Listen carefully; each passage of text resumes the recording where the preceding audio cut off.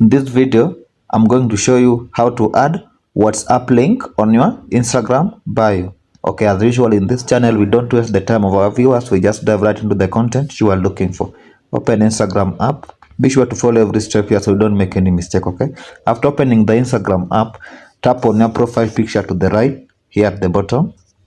Then you will see various options in your profile screen here. What you want to do now here is just edit profile. Tap on that button, edit profile. Then you will scroll down. You will see various options here, but what we want to do here is click on add link.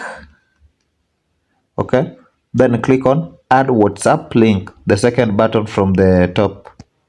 Then just enter your phone number and everything, the country code and your phone number. Then click on done. By doing this, you'll be able to link WhatsApp and your Instagram account. If you found value in this video, please make sure to like it and subscribe to the channel for more tips like this. Until next time, peace out, my team.